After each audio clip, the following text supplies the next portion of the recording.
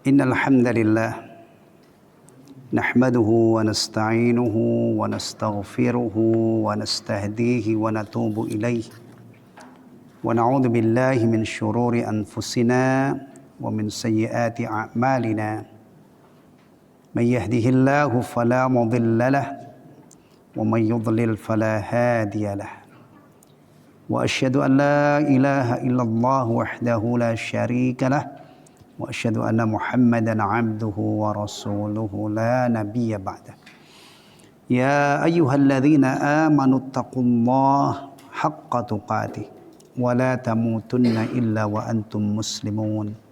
Ya ayyuhan nasu taqu rabbakumul ladzi khalaqakum min nafsin wahidah wa khalaqa minha zawjaha وخلق منها زوجها وبث منهما رجالا كثيرا ونساء واتقوا الله الذي تساءلون به والأرحام إن الله كان عليكم رقيبا يا أيها الذين آمنوا اتقوا الله وقولوا قولا سديدا يصلح لكم أعمالكم ويغفر لكم ذنوبكم ومن يطع الله ورسوله فقد فاز فوزا عظيما أما بعد فإن أصدق الحديث كتاب الله وخير الهدي هدي محمد صلى الله عليه وسلم وشر الأمور محدثاتها وكل محدثة بدعة وكل بدعة ضلالة وكل ضلالة في النار. Ikhwatal iman, ma'asyiral muslimin wal muslimat rahimani wa rahimakumullah. Alhamdulillah, Allah tabaraka wa ta'ala masih memberi kesempatan kepada kita untuk melanjutkan telaah kitab Al-Adabul Mufrad. Dan ini tentunya ya kita lakukan setelah kita sholat maghrib.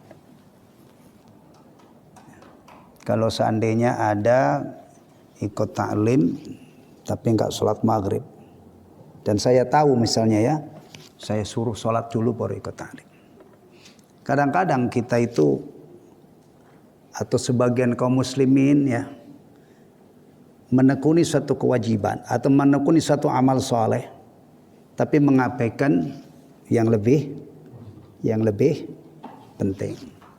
Ya, maghrib begini ini yang paling pokok adalah sholat maghrib. Ya, zikir ba'da sholah. Jangan dikorbankan karena ta'lim. Ya. Saya pernah di suatu tempat itu punya jadwal kajian ba'da maghrib. Baru salam selesai salam langsung saya dipersilakan untuk menyampaikan materi. Saya enggak mau. Nah, saya zikir dulu ba'diyal maghrib, karena ba'diyal maghrib itu termasuk ratibah muakkadah ya. Sayang kalau dilewatkan. Toh paling-paling itu hanya beberapa menit. Alhamdulillah di waktu maghrib ini kita sudah menunaikan kewajiban ya, sudah zikir ba'da shalah. Amalan ringan tapi ganjarannya dahsyat. Juga kita sudah menunaikan ba'diyatul maghrib, bagian dari 12 rakaat yang apabila dijaga oleh seorang muslim selain sholat fardu tentunya ya, ini nafilah tambahan, ganjarannya dibangunkan rumah di surga. Kira-kira rumah di surga itu kalau dijual di sini berapa? Rumah kemang itu, kemang ya. Itu kalau kita lihat iklannya ya 1, ini. Bahkan kemarin saya lihat iklan di rumah di Pondok Indah ya. Pondok Indah itu 8 miliar Pak Nur tingkatnya. Kira-kira kalau rumah di surga itu dijual di sini pantasnya itu harga berapa? Subhanallah, ya kan? Kadang-kadang bayarnya itu cuman pakai sunnah, sholat sunnah 12 rakaat. Luar biasa. Hidupnya orang mukmin itu berisi hal-hal yang luar biasa. Pernah dengar enggak ada juru taksir profesional ya, menaksir kekayaan di dunia ini semuanya di 5 benua, itu berapa nilainya? Nah, Nilainya berapa? Nggak pernah ya. Dan tidak bisa dijangkau oleh ini. Yang jelas rakaatul fajr khairun minad dunya wa ma fiha. 2 rakaat subuh, salat qabliyah subuh atau salat 2 rakaat fajar kata Rasulullah sallallahu alaihi wasallam lebih baik dari dunia seisinya. Kadang-kadang ada orang itu punya peluang untuk dapat untung 100.000 di pagi hari. Itu dibela-belain dari jam 1 dia sudah melek. Nah, benar kan? Untuk meraih potensi untung 100.000 bisa nggak? Ada nggak orang yang bela-belain dari jam 1 melek? Ada ya. Di pasar Rawalumbu itu ada mbah-mbah jualan makanan-makanan jadul itu, ada klepon, apalagi Pak? Ada ya itu banyak. Saya sering beli, saya tanya, "Mbah, ini bikin sendiri?" Nggih, Jawa, orang Jawa. Ada 10 macam kalau nggak salah. Wah, jam pinten Mbah mulai? Jam 1. Ini orang dagang pagi-pagi ya. Dagangannya itu cuman kue. Dari jam 1 dibela-belain bikin itu. Kita sholat subuh, qabliyah subuh itu kadang-kadang bisa kita istirahatnya maksimal. Benar ya? Jam 10 atau jam 9 kita tidur, bangun subuh udah gak kurang tidur, kita bisa qabliyah subuh. Nilainya lebih baik daripada dunia seisinya. Beginilah cara kita berlomba. Kalau orang kafir itu berlomba-lomba numpuk harta, kita jangan ikut di jalur itu. Keok kita. Maaf, keok. Lihat kekayaan orang-orang kafir. Kita punya jalur sendiri. Kalau mereka berlomba berebut harta, numpuk-numpuk harta, ya, kita berlombanya di mana? Fastabiqul khairat, jalurnya. Mereka dapatnya harta, mudah-mudahan kita dapatnya adalah fadail. Ganjaran-ganjaran yang luar biasa dari amalan-amalan yang rutin kita kerjakan setiap hari. Falillahil hamd. Alhamdulillahilladzi bi ni'matihi tatimmus shalihat. Bab ke-33 Pak Nur ya. Babu uqubati qati'ir rahim fid dunya. Bab hukuman orang yang memutuskan, qati' ini berarti isim fa'il ya, orang yang memutuskan hubungan kekerabatan. Atau biasanya sudah diadaptasi kalimat ini ke dalam bahasa Indonesia, hukuman orang yang memutuskan silaturahim di dunia. Antum perhatikan, di dunia. Nah, baik.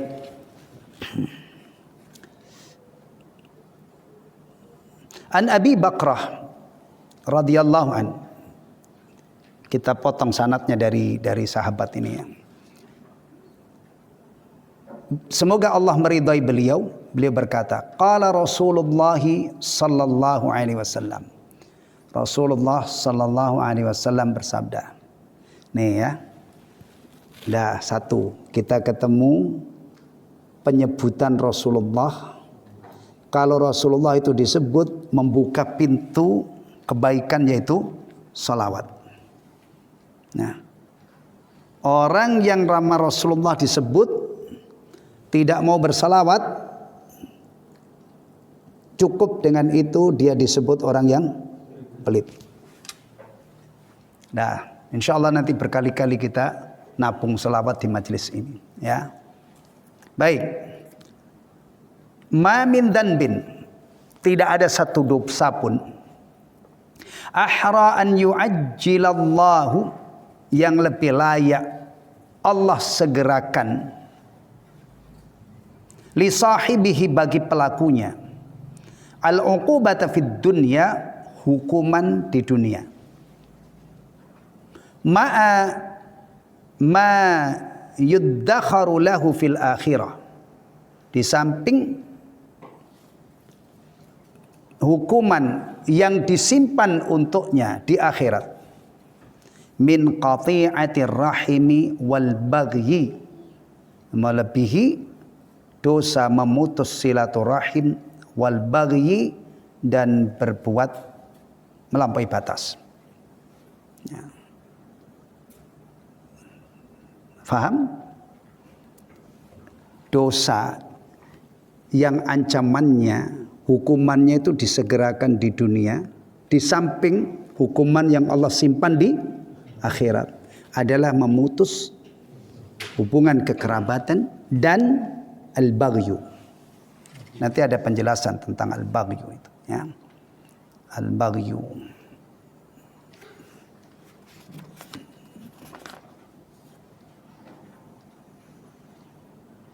Al-baghyu itu bisa zalim, bisa melampaui batas, dan sombong. Al-baghyu itu, ya.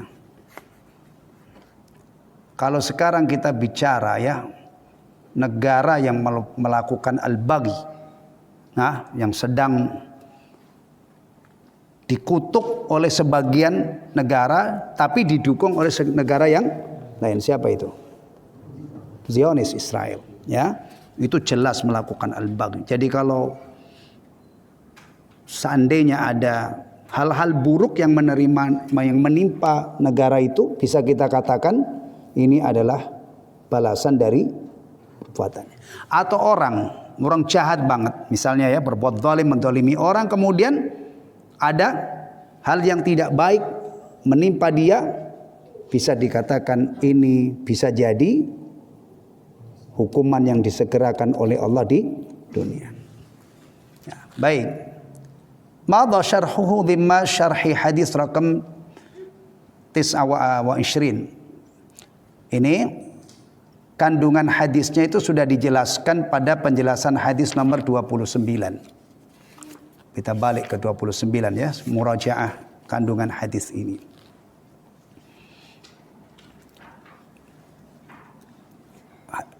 Nasnya atau matannya bersama. Ma min dhanbin ajdaru an yu'ajjala li sahibihi yu'ajjala li sahibil uqbah, dan seterusnya, sama dengan tadi. Ya. Kita mulai dari syarhul kalimat. Ajdaru ay ahaqqu wa aula. Ajdaru itu lebih berhak atau lebih layak, lebih utama. Al-baghyu wa ad-dhulm. Ad-dhulm, ya, berbuat aniaya, awil khuruj ala sultan, atau memberontak, atau ya memberontak kepada penguasa, ya. Wa awil kibr, atau sombong. 3. Nanti dari bab ini ada namanya qitalul bughah. Itu kalau dalam bab jihad, memerangi para pemberontak, pembangkang, ya. Al-baghyu itu diantara maknanya adalah al-khuruj ala sultan. Ini termasuk syiarnya siapa? Syiarnya Khawarij. Pemerintah itu kalau zalim, ya, menurut prinsipnya Khawarij boleh di kudeta, boleh digulingkan. Nah, biasanya kalau sudah urusan begini ini, yang tumpah apa? Darah. Beda dengan prinsip Ahlussunnah, ya, pemerintah itu tidak boleh digulingkan kecuali kufur bawah, murni kufur. Nah, itu pun harus dengan kalkulasi, kalau punya kekuatan, kalau enggak ya bersabar, ya. Darah itu mahal banget, ikhwatal iman, mahal banget, ya. Dan ini untuk kemaslahatan. Orang-orang yang gerusa-gerusu, yang berangasan itu, ya, kadang-kadang tidak sabar dengan prinsip Ahlussunnah. Maunya itu kalau ini sudah, padahal bisa jadi akan menimbulkan mafsadah yang luar biasa. Awil kibr, atau sombong, ya. Fikul hadis, itsbatu ta'jilil uqubati lil bagin wal qati'ina silatar rahimi fid dunya wa ta'jiluha fil akhirah. Menetapkan disegerakannya hukuman bagi orang-orang yang melampaui batas dan orang-orang yang memutus hubungan kekerabatan di dunia, ya, dan ditundanya hukuman itu di akhirat. Berarti ancamannya dapat adab dunia dan akhirat. Tahrimul khuruj an ta'atil imam. Larangan untuk keluar dari ketaatan kepada imam. Silaturahim wajibah. Silaturahim wajib, menyambung hubungan kekerabatan hukumnya wajib. Wa qati'atuha maksiatun kabirah. Dan memutuskannya adalah maksiat besar atau dosa besar. Imam Az-Zahabi rahimahullah itu menulis kitab Al-Kabair. Judulnya Al-Kabair. Nah, beliau mencantumkan 76 dosa yang dipastikan besar. 76 dosa. Mengukur sebuah dosa dikategorikan besar itu tidak boleh sembarangan. Ya. Menetapkan satu perbuatan masuk dalam kategori dosa besar itu tidak boleh sembarangan. Harus terukur akurat. Ya.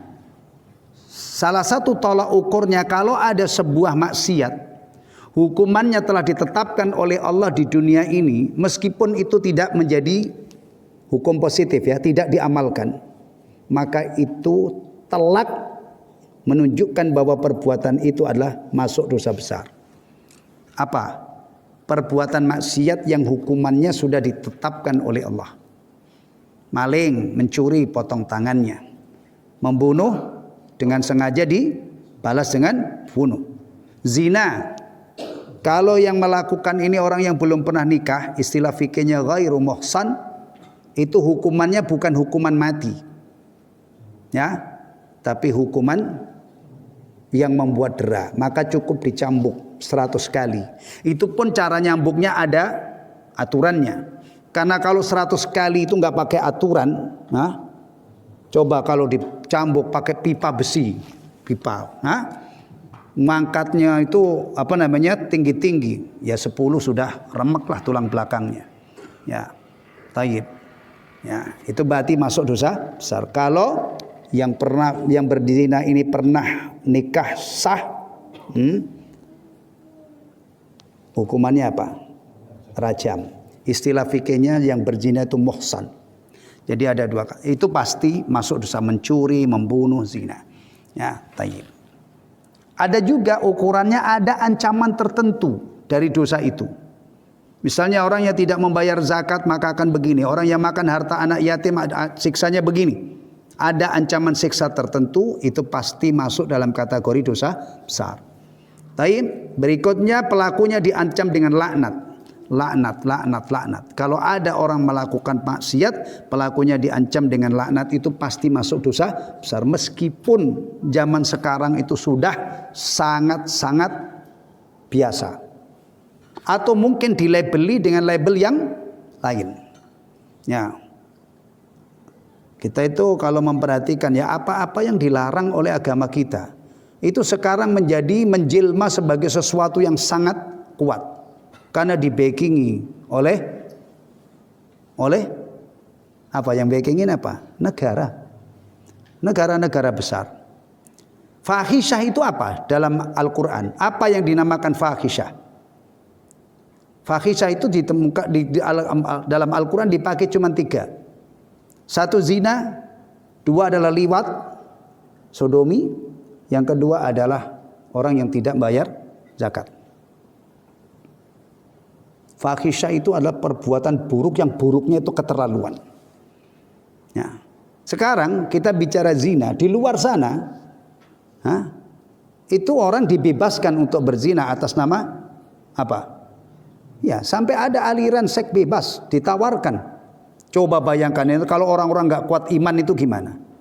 Bahkan yang melakukan perbuatan kaumnya Nabi Lut. Kalau kita kembali kepada Al-Quran untuk mengukur betapa mungkarnya ya, perbuatan liwat, itu cukup kita lihat bagaimana Allah memberi adab yang sangat keras kepada mereka.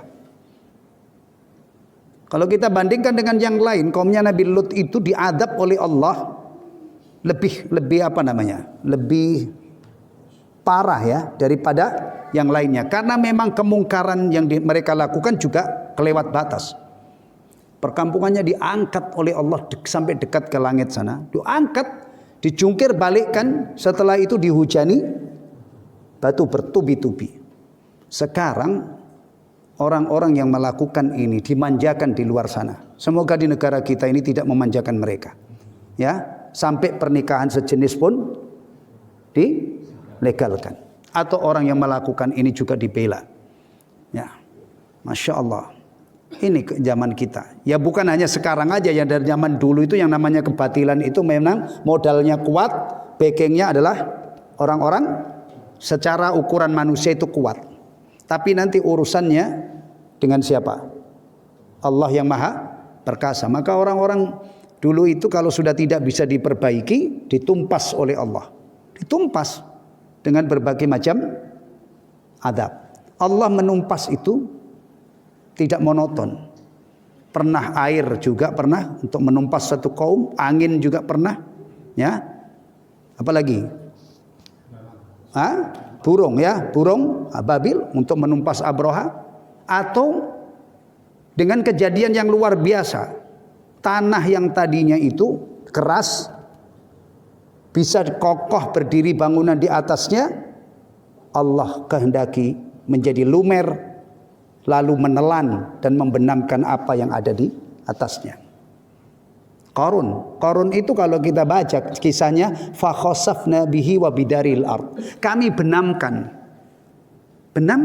Berarti rumah Qarun yang megah itu berdiri di atas ini, kemudian Allah benamkan.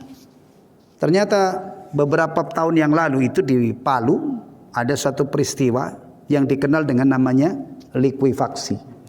Tanah yang begini ini, yang keras begini ini, kalau Allah kehendaki itu bisa berubah kayak apa namanya? Bubur ya.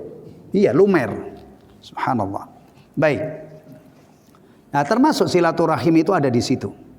Ada di kitab Al-Kabair, masuk dalam salah satu 76 dosa besar. Tapi yang paling besar apa? Dosa besar yang paling besar apa? Syirik. Al-kabiratul ura syirku billah. Yang kedua, membunuh. Yang ketiga, sihir. Yang keempat, meninggalkan sholat 5 waktu. Ya. Coba bayangin kalau kita begini nih dikaji di masjid-masjid, itu jamaah tahu. Sholat 5 waktu itu, meninggalkan sholat 5 waktu itu dipampang oleh beliau Al-kabiratul rabi'ah, dosa besar yang keempat. Kalau nggak salah, ingat saya itu. Artinya masih di bab-bab awal. Nah sekarang ini banyak orang Islam itu ya, saking awamnya, saking tidak tahunya tentang masalah ini, ya, akhirnya meninggalkan sholat itu sangat enteng. Dan kalau kejahilan ini merebak, nanti bisa saja bapak tidak sholat, istrinya juga tidak sholat, anak-anaknya yang sudah balik tidak sholat. Nggak ada yang mengingkari karena sudah dianggap biasa.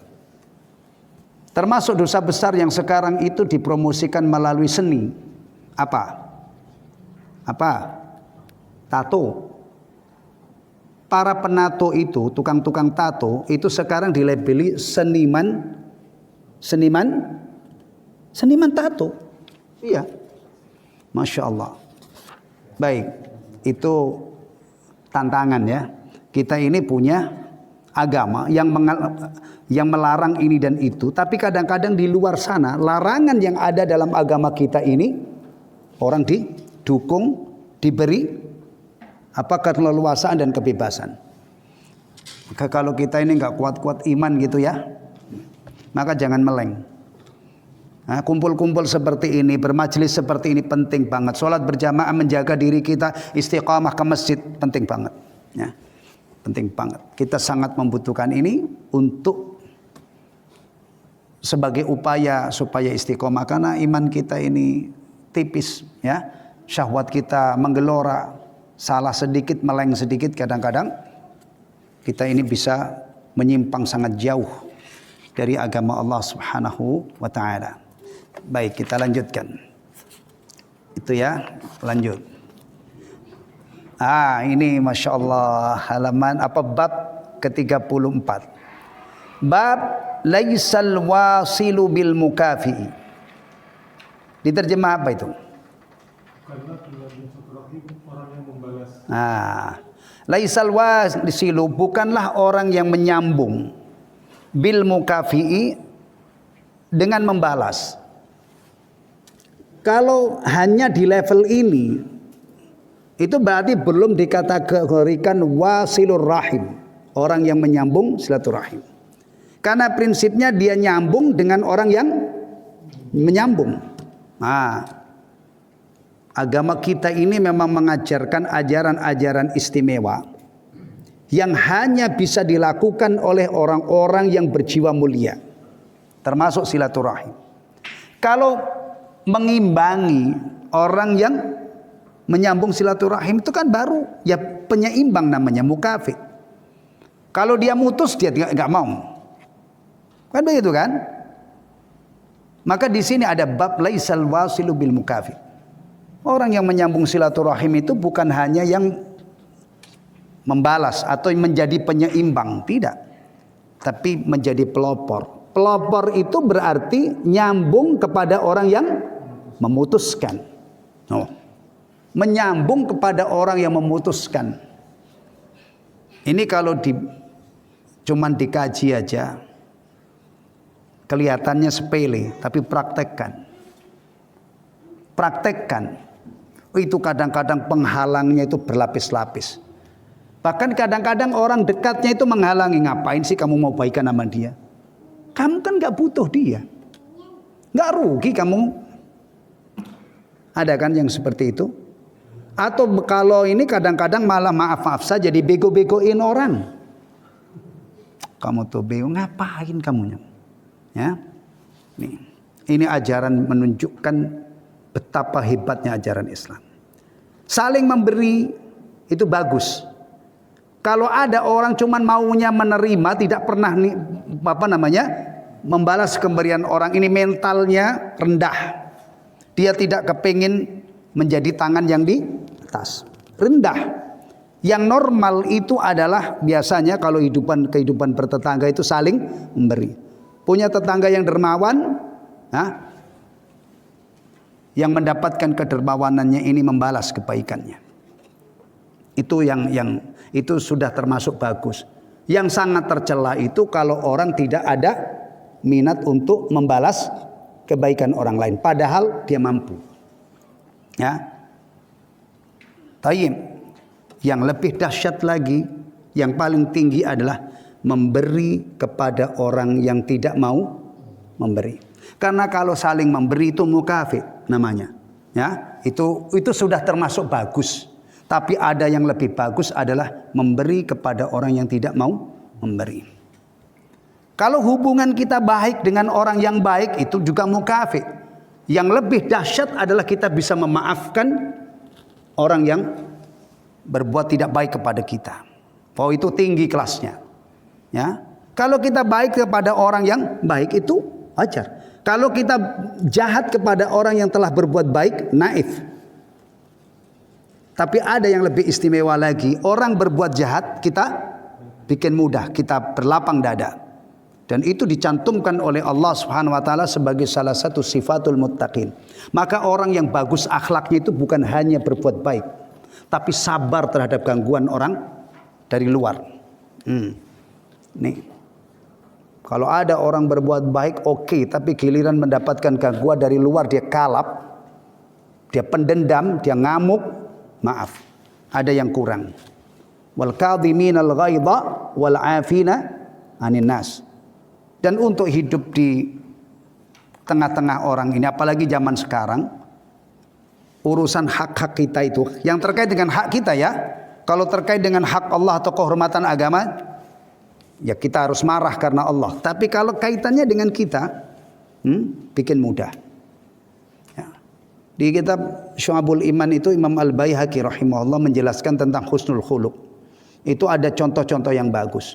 Misalnya kita sebagai tamu tidak mendapatkan hak kita untuk dihormati oleh sahibul bait, bikin gampang, gak usah ribet. Suami dapat pelayanan tidak sempurna dari istri, bikin mudah.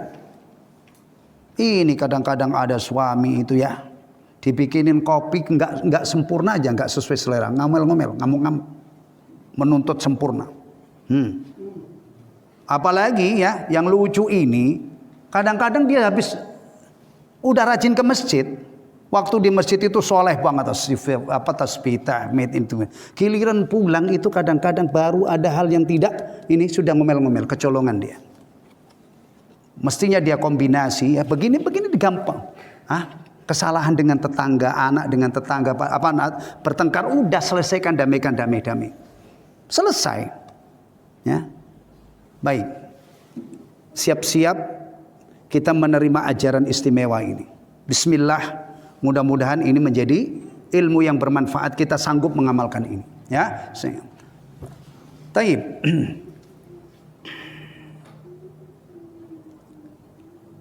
Dari mana kita bacanya? An Abdullah bin Amr qala Sufyan lam yarfa'ul A'mash ila Nabi sallallahu alaihi wasallam wa rafa'ahu al-Hasan wa Fitr 'an Nabi sallallahu alaihi wasallam qala laisal wasilu bil mukafi.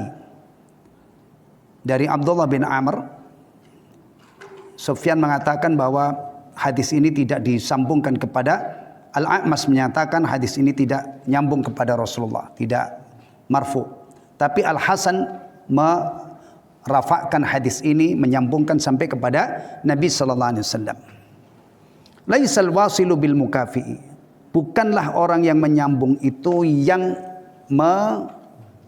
terjemahnya? Yang membalas. Walakinnal wasil alladhi idza quti'at rahimuhu wasalaha.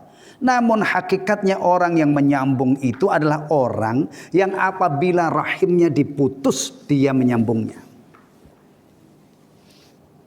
Ya, ini yang paling top, yang namanya wasil. Kalau nyambung dengan orang yang nyambung itu baru namanya penyeimbang. Karena orangnya nyambung, maka dia balas. Tapi kalau menyambung kepada orang yang memutuskan, ini benar-benar pelopor ya dalam menyambung hubungan kekerabatan. Taib. Fiqhul hadis. Kandungan hadis. 'Alal muslimi an yabda'a fi silati arhamihi. Seorang muslim harus memulai mempelopori, menyambung hubungan kekerabatannya. Wa yastamirru 'ala dzalik. Dan dia jaga hal itu terus menerus. Walau lam yuqabilu dhai'ahu bil ihsan. Meskipun kerabatnya ini tidak membalasnya dengan kebaikan. Berat gak mengamalkan ini? Antum bisa merasakan gak? Berat ya? Berat. Tapi kalau orang itu mengutamakan ridha Allah, mengutamakan, tertarik dengan ganjaran yang ada di sisi Allah, seharusnya berjuang. Kita teladani orang-orang hebat. Abu Bakar As-Siddiq radhiyallahu anhu itu pernah marah besar terhadap Mistah bin Utsatsa radhiyallahu anhu. Gara-gara Mistah itu termasuk sahabat yang terlibat dengan hadisul ifki, ikut menyebarkan. Sampai keluar sumpah, demi Allah saya tidak mau lagi menafkahi dia. Padahal tadinya itu Abu Bakar, ihsannya Abu Bakar radhiyallahu an kepada Mistah radhiyallahu an adalah menafkahi karena miskin, ya. Akhirnya ketika turun ayat yang memotivasi agar orang-orang yang memiliki kelapangan rezeki itu memberi nafkah dan memaafkan orang ini, dan ditawarkan dapat ampunan dari Allah, Abu Bakar cabut sumpahnya karena mengutamakan apa yang ditawarkan oleh Allah, yaitu mendapatkan ampunan dari Allah. Akhirnya dia balik lagi. Begini kan berat, ikhwatal iman. Hanya orang-orang hebat ya yang bisa melakukan hal ini. Ya. Taib. Wujubu ikhlasil a'malillah. Kewajiban mengikhlaskan amal kepada Allah Subhanahu wa taala. Nah, ikhlas ya. Ketemu di kajian kita Tazkiyatun Nufus ya. Ya. Di awal-awal itu dibahas ya. Ya. Di kitab Riyadhus Shalihin itu bab pertama juga bab ikhlas. Ya. Ikhlas ini tidak bisa dipisahkan dengan amal. Syurut qabulil amal, syarat diterimanya amal sebagaimana yang dijelaskan oleh para ulama itu dua. Ya. Innamal a'malu binniyat. Ini adalah mizan batin. Kalau istilahnya Syekh Ibnu Utsaimin rahimahullah, hadis ini dikatakan mizanul batin, ukuran atau standar batin. Harus ikhlas. Yang kedua, syarat amal itu apa? Mutaba'ah. Syarat diterimanya amal, ikhlas dan mutaba'ah. Kemarin kita dapatkan perkataan Fudail bin Iyad, amal itu kalau seandainya ikhlas tapi tidak mengikuti sunnah maka tidak diterima. Atau mengikuti sunnah tapi niatnya tidak ikhlas, itu juga tidak diterima. Dua syurut qabulil amal. Di sini kita ketemu wujubu ikhlasil a'malillah. Jadi kalau kita ingat ibadah ya, hidup ini untuk ibadah ya, hikmah Allah menciptakan kita ini kita menyembah, mengabdi, tunduk, patuh, menjalankan perintah-perintahnya, menjauhi larangannya kepada sang pencipta kita ya, maka tolong jangan lupa ibadah itu akan diterima oleh Allah jika terpenuhi syarat ini, ikhlas dan mutaba'ah. Atau kadang-kadang bahasa yang lebih umum wifqas syariah atau muwafiqan lisyariah, sesuai dengan syariat. Bahasa belakangan menjadi menukik sesuai dengan sunnah. Tapi bisa diungkapkan dengan kalimat yang lain yaitu muwafiqan lisyar', sesuai dengan syariat. Baik. Saya buatkan contoh ya. Rasulullah mengkhabarkan ada tiga orang yang pertama kali dilemparkan ke neraka. Bahkan dikatakan yang pertama kali neraka dinyalakan untuknya. Masih ingat ya Pak Nur? Bab riya. Pertama rajulun ustushhid, yaitu orang yang mati di medan perang. Nah, seharusnya kalau ini tujuan perangnya itu li'i'la'i kalimatillah. Antum perhatikan ya, kalau bicara jihad, yang nanti kalau seandainya orangnya gugur itu sebagai syahid, ingat itu tujuannya adalah li'i'la'i kalimatillah. Ya. Jadi kalau ada orang berperang tidak ada niat ini, maka itu bukan jihad. Dan kalau seandainya mati juga tidak bisa dikategorikan syahid. Orang perang itu motifnya banyak. Syaja'ah, karena dia pemberani. Nah, mungkin. Hamiyah, karena fanatisme. Waktu negara kita ini dijajah oleh Belanda, kan banyak perlawanan. Ya, kalau niatnya itu hanya ingin merdeka, ya, tidak ada, kecuali kalau niatnya ini penjajah, ini kafir. Kalau bercokol nanti membuat agama kita ini tidak jalan dengan baik. Anak-anak kita terancam. Kemudian orang melawan penjajah dengan niat itu, nah, maka ini jihad. Tapi kalau cuma hanya ingin mengusir penjajah supaya negara kita ini merdeka, tidak ada kaitannya dengan li'i'la'i kalimatillah, maka maaf itu bukan dikatakan jihad. Maka yang gugur itu juga bukan syahid. Dan itu sudah pernah ditanyakan kepada Rasulullah. Orang yang perang karena syaja'ah, karena hamiyah itu fanatisme ya, atau motif yang lain, mana yang jihad di jalan Allah, yang tujuannya adalah supaya kalimat Allah atau agama Allah ini menjadi jaya. Ya. Nah, orang sudah mati di medan perang. Nanti di mahkamah Allah ternyata dia tidak dapat ganjaran jihad. Padahal subhanallah, kalau seandainya dia ini mati sebagai syahid, itu ganjarannya luar biasa. Salah satu yang dijelaskan oleh Rasulullah, Allah sediakan 100 tingkat di surga khusus untuk mujahidin.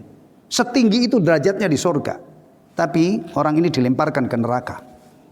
Yang satu lagi orang Allah anugerahi Al-Quran. Dia banyak membaca Al-Quran. Seharusnya kalau ikhlas niatnya itu dapat ganjaran per huruf. Tapi orang ini membaca Quran riya. Kira-kira yang dicari orang yang baca Quran ingin cari pujian apa? Kalau yang masuk ke kancah perang kan ingin dipuji sebagai orang yang pemberani. Yuqal innahu jari. Kalau pengecut mah nggak mungkin berani sampai ke medan perang. Kalau Al-Quran, apa yang dicari? Dengan bermodalkan Al-Quran, apa? Liyuqal annahu qari. Untuk dipuji ya, bahwa dia ini qari, jago baca Quran. Wow, nah itu yang dicari. Suaranya bagus banget. Ini. Yang ketiga, tidak kalah hebatnya ya. Apa yang ketiga? Iya, orang kaya bukan hanya menghayal. Kalau kita ini kan sering menghayal ya. Duhai saya jadi orang nggak kaya-kaya, hanya menghayal aja. Kalau orang ini real sudah menjadi orang kaya, dibukakan oleh Allah rizki dari berbagai pintu, dan dia sudah sangat dermawan. Di setiap pintu kebaikan dia berinfak di situ. Kalau bahasa kita sudah berinvestasi akhirat. Tapi sayang, ya, orang ini dermawan itu bukan ikhlas karena Allah, tetapi untuk mencari pujian. Liyuqal annahu sakhi. Untuk mendapatkan pujian bahwa dia dermawan. Tiga-tiganya bukan ke surga. Padahal ini amal luar biasa. Dilemparkan ke neraka. Yang ikhlas. Di kitab Riyadhus Shalihin bab ikhlas. Itu ada hadis muttafaqun alaih. Cerita. Tiga orang dari umat sebelum kita ini. Melakukan perjalanan harus nginep di goa. Ketika mereka masuk ke dalam goa itu ada batu besar. Apa bahasanya? Gelundung itu bahasa Indonesianya apa? Longsor, menutup pintu goa. Batunya besar banget. Nggak bisa mengandalkan kekuatan fisiknya, sama sekali tidak bergeser sedikit pun. Sampai akhirnya mereka ini berkeyakinan kita tidak akan bisa keluar dari keadaan ini kecuali masing-masing kita berdoa dengan tawassul amal-amal soleh kita. Giliran orang pertama bertawassul dengan apa? Masya Allah, kisah ini kalau kita kisahkan di zaman sekarang luar biasa. Dengan baktinya kepada orang tua. Luar biasa, anak ini biasa berkhidmah kepada orang tua, ngasih susu, diperain dari kambing diminumkan. Satu saat orang ini nyari kayu itu kejauhan, akhirnya pulang sudah malam. Ya, kebiasaan berkhidmah kepada orang tua ngasih minum susu di sore hari itu tidak bisa dia lakukan karena dia kemalaman, orang tuanya sudah tidur. Dia tetap mau berkhidmah. Dia pegangin susu itu. Dia juga tidak mau membangunkan orang tuanya. Dia pegangi, saat ternyata orang tuanya ini bangun sudah ketika fajar terbit. Jadi semalam suntuk dia. Dan orang ini tidak pernah mendahulukan siapapun sebelum orang tuanya. Anak istrinya atau kalau di situ ada harta, yang dimaksud itu kata para ulama hamba sahaya. Jadi benar-benar orang tuanya ini didahulukan. Waktu itu anaknya itu pada ada di kakinya itu ngerengek-ngerengek nggak dikasih. Dia mengutamakan orang tua. Nah sekarang ini banyak anak itu kalau sudah punya istri orang tuanya dibuang. Saya ingin ceritakan dahsyatnya amal yang ikhlas ini. Dalam doanya, ya Allah, jika aku berbakti kepada orang tuaku itu aku lakukan ikhlas karena mencari wajahmu atau ikhlas mengharapkan keridhaanmu, maka keluarkan kami dari goa ini. Bergeser, tapi belum bisa keluar. Sehingga yang kedua punya kesempatan untuk berdoa tawassul. Apa yang kedua itu? Apa? Meninggalkan maksiat karena Allah. Ini orang naruh hati jatuh cinta banget dengan sepupunya, anak pamannya. Luar biasa cintanya. Dia pendam rasa cinta yang luar biasa. Di saat krisis, wanita yang sangat dia cintai ini datang mau pinjam uang, ya, dikasih 120 dinar. 20 dinar. Tapi dengan catatan antum tahu sendiri. Oke, saya mau kasih 120 dinar, tapi kamu harus nggak usah dilanjut, antum tahu. Ya, kalau nggak paham dedel antum berarti. Kalau nggak paham nggak cerdas. Udah tahu kan? Itu sudah terpaksa menerima. Maaf, ini ceritanya agak ini, tapi diperhalus ya. Ketika laki-laki ini sudah berada di atas tubuh wanita ini, antum bisa bayangkan, tapi jangan lama-lama bayanginnya ya. Wanita ini ngingetin, ittaqillah, takutlah kamu kepada Allah. Jangan kamu robek cincin ini kecuali dengan haknya. Dah cukup. Nanti kalau antum pengen klarifikasi, ini kalau ada anak-anak ya. Dan agama kita itu mengajarkan menceritakan begini-begini dengan cara elegan. Antum sudah paham. Ini badannya itu sudah di bawah laki-laki ini.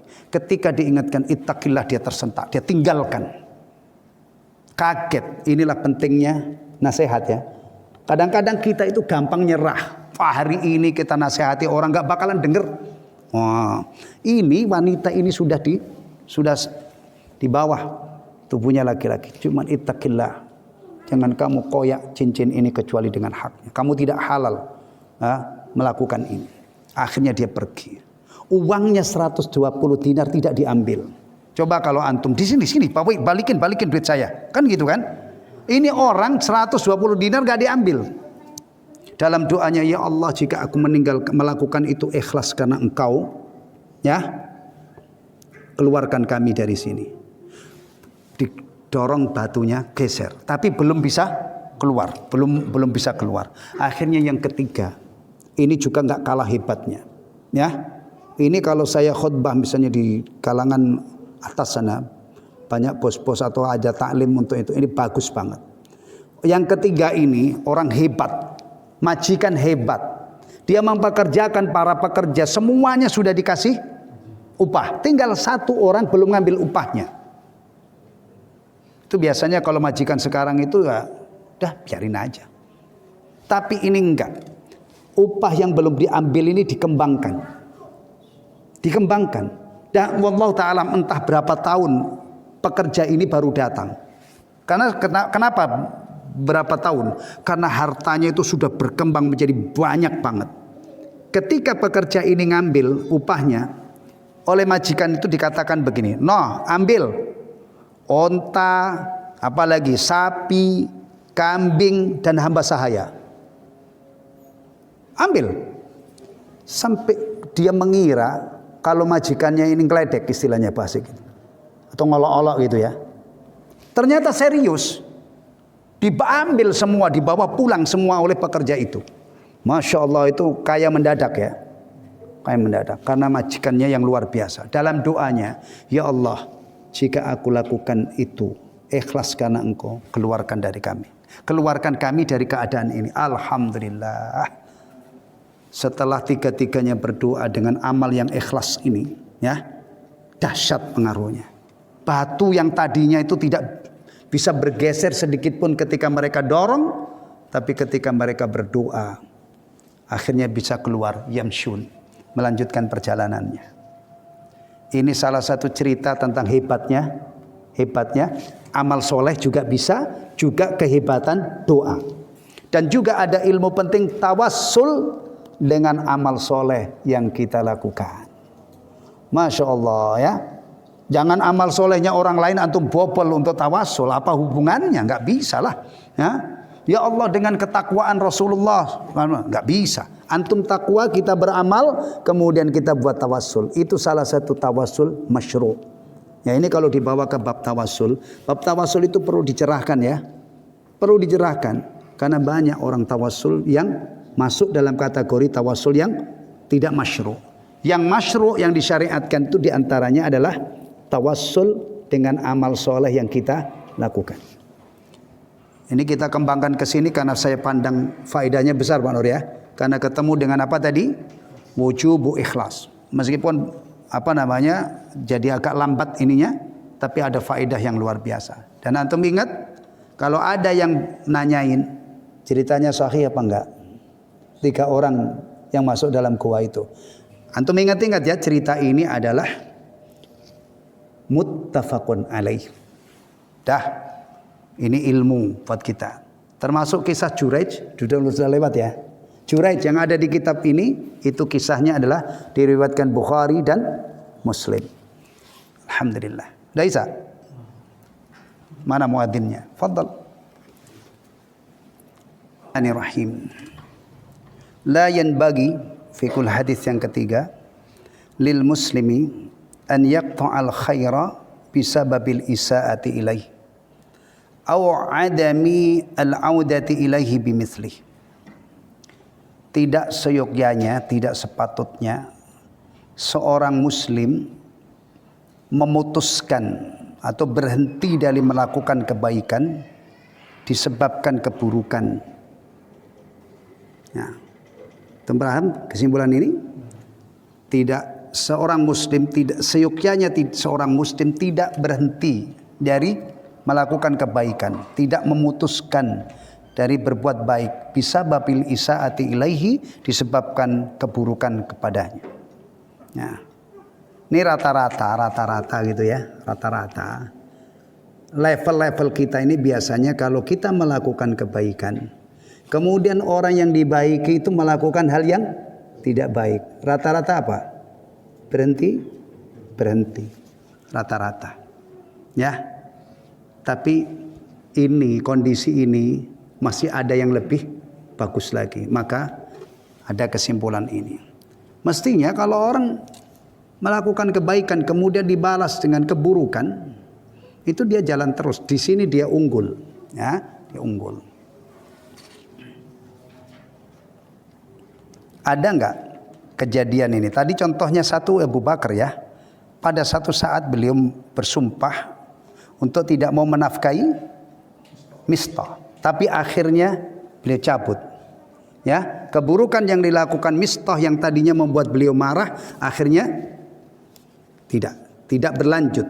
Beliau kembali memenafkahi ini. Pernah terjadi pada putrinya Aisyah Ummul Mukminin radhiyallahu anha. Beliau marah kepada keponakannya. Keponakannya itu Abdullah bin Zubair. Abdullah bin Zubair itu putri Asma, kalau nggak salah berarti keponakannya. Ceritanya begini, keponakannya itu ngomong yang tidak baik tentang Aisyah. Dilaporkanlah kepada seseorang. Dilaporkan oleh seseorang kepada beliau. Tapi marah besar beliau. Sampai bernadar untuk tidak akan ngomong lagi.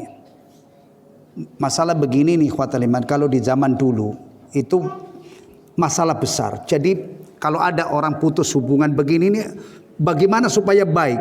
Itu mereka tolong menolong, bahu membahu. Kalau sekarang kan enggak peduli, ya. Bahkan kadang-kadang ya itu tadi dihalang-halangi, dikompor-komporin kan. Akhirnya setelah berlalu beberapa lama Abdullah bin Zubair gelisah. Akhirnya dia minta tolong dua sahabat untuk menyelesaikan masalah ini. Mereka datang ke Aisyah Ummul Mukminin. Sampai di rumahnya isti'dzan, minta izin. Assalamualaikum, apa kami boleh masuk? Boleh. Ternyata di situ ada Abdullah bin Zubair. Dia tidak tahu. Dia tidak tahu kalau bersama orang yang minta izin ini ada keponakannya. Taib. Akhirnya masuk. Tapi Aisyah tidak menemukan mereka di balik hijab. Abdullah bin Zubair segala menyeruak ke balik hijab, dia peluk bibinya ini. Kan mahramnya, dia peluk. Itu Aisyah dirayu-rayu oleh sahabat yang di luar di balik hijab ini supaya memaafkan itu. Alat itu asalnya. Sampai akhirnya diingatkan Nabi SAW bersabda ini gini. Akhirnya luluh hatinya. Luluh. Karena luluh berarti bersedia untuk memaafkan ponakannya ini. Udah baik lagi. Tapi masalahnya kan beliau sudah bernadar untuk tidak ngurusi nadarnya ini gimana? Berarti nadarnya dibatalkan, bayar kafarat. Aslinya kafarat berapa? Cukup membebaskan berapa budak? Berapa orang ya? Budak bukan ekor ya, kan orang. Berapa budak? Berapa? Satu cukup. Tapi Aisyah radhiyallahu anha memerdekakan 40 budak untuk kafarat. Nih. Masya Allah. Nah, nanti di kitab ini kita temukan Aisyah dan Asma radhiyallahu anhuma.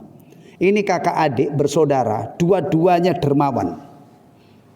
Cuma dermawannya itu beda. Kalau Aisyah itu ngumpulin dulu, nanti kalau sudah ini baru dibagi. Kalau Asma itu yang ada pada hari ini dihabisin. Maksudnya didermakan. Nanti kita ketemu. Jadi jangan heran kalau di sini dalam riwayat ini disebutkan beliau memerdekakan budak sampai 40. Itu pun padahal sudah memerdekakan lebih dari cukup kan. Kalau ingat ini dia masih nangis. Ingat peristiwanya dengan keponakannya dulu pernah apa tadi? Bahasa kita pernah apa? Ngambek gitu ya. Nah, ini teladan dari orang-orang hebat yang memang kita layak untuk kita jadikan teladan. Begitu. Nah, ini kita berlatih sedikit-sedikit ya, berlatih sedikit-sedikit. Mudah-mudahan nanti kita sanggup melakukan ini. Jadi kalau melakukan kebaikan itu jangan kapok karena ada perbuatan yang tidak baik yang dilakukan kepada kita. Kadang-kadang kita ini melakukan kebaikan, tapi orang yang kita baiki itu tidak menghargai kebaikan kita. Gimana itu? Antum nyalamin orang, assalamualaikum, sudah antum kemas dengan masya Allah, dengan ramah, dengan semangat, dengan itu kadang-kadang nggak dijawab. Seandainya antum seperti itu memberi kebaikan berupa salam misalnya, tapi tidak gimana? Antum panggil orang itu, sini, balikin salam saya.